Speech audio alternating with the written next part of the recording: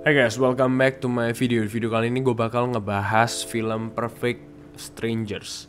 Ini adalah film Indonesia, film remake dari film Italia berjudul sama yang rilis tahun 2016 lalu. Gue nggak pernah nonton film originalnya, jadi gue nggak tahu apakah film ini benar-benar jiplak-plak kayak Miracle in Cell No. 7 gitu, atau hanya adaptasi doang. Jadi pure gue kan kasih penilaian berdasarkan film versi Indonesianya aja. Film ini pecah sih, pecah banget.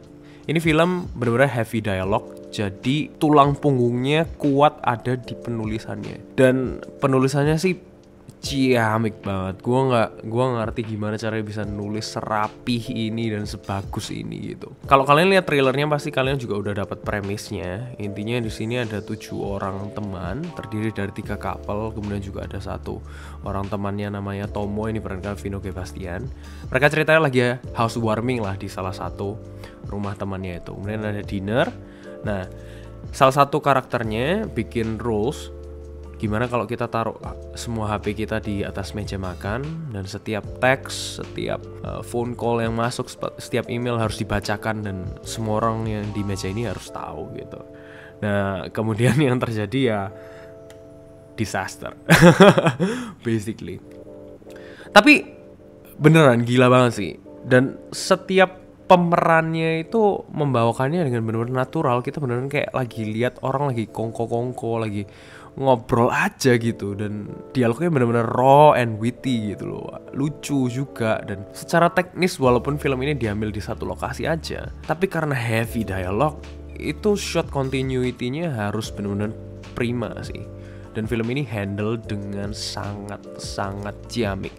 Di awal film kita juga diberikan sedikit background dari masing-masing karakter.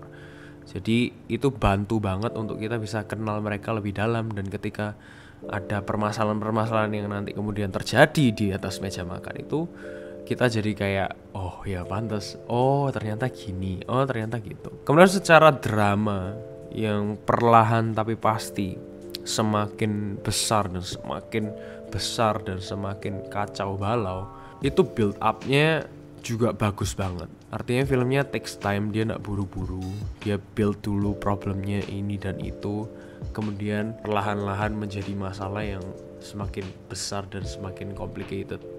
Juga kembali lagi secara teknis ya, karena ini film orang lagi nongkrong. Kan biasanya kalau kita nongkrong ya kita lagi saut-sautan lah dialognya gitu. Kadang si A ngobrol sama si B, si C ngobrol sama si D, dan itu ke-capture dengan sangat natural banget di film ini. Jadi gue juga gak tahu itu gimana secara teknisnya bisa ngambil suaranya juga dapat, nggak ada yang terlalu dominan, semuanya pas. Itu sih yang bikin gue amazed banget sama film ini, selain daripada penulisannya. Tapi memang harus diakui, ini yang bagian spoilernya dari review film ini.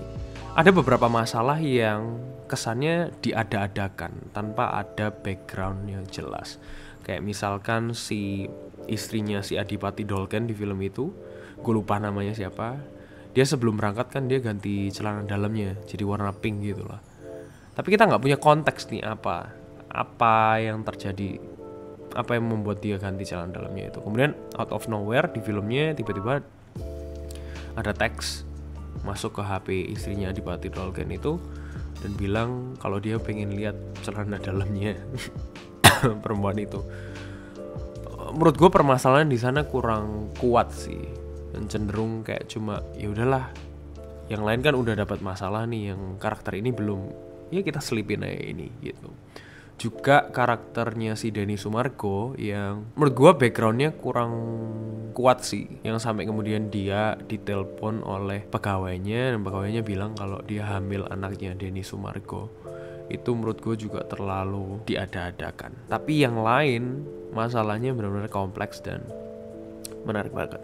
Gue juga punya pertanyaan kalau kalian udah nonton. Itu jadi Denny Sumargo itu ngasih antingnya ke istrinya si Darius itu, apakah mereka selingkuh atau gimana ya? Gue gak gitu ngerti itu masalahnya. Kalian bisa komen dan bantu untuk gue mengerti. Kemudian masuk ke bagian yang gue paling gak suka dari film ini, yaitu adalah endingnya. Jadi di ending kemudian di reveal bahwa semua drama dan semua konflik yang terjadi itu tidak sebenarnya terjadi. Jadi semuanya itu hanya what if. kalau mereka beneran mainkan game itu. Dan itu yang bikin gue nyesek sih. Jadi kayak aduh sayang banget. Padahal kalau I wish ya drama itu beneran terjadi gitu dan bisa ditutup dengan epic di sana. Walaupun hubungannya jadi ancur lebur, tapi gue rasa ada cara yang lebih menawan untuk closing film ini daripada cuma sekedar enggak, itu cuma what if aja, itu enggak terjadi kok sebenarnya. Itu aja yang gue sayangin. Tapi other than that, ini film yang benar-benar pecah, solid, dialognya keren, dan para karakternya, para castnya, aktor dan aktrisnya perform dengan sangat-sangat brilliant banget dan natural. Gue kasih nilai 87 dari 100 untuk film Perfect Strangers ini. Gimana menurut kalian? Silahkan komen di kolom komen di bawah. Anyway, thank you guys sudah nonton review ini. I'll see you guys in the next video. God bless you and bye-bye.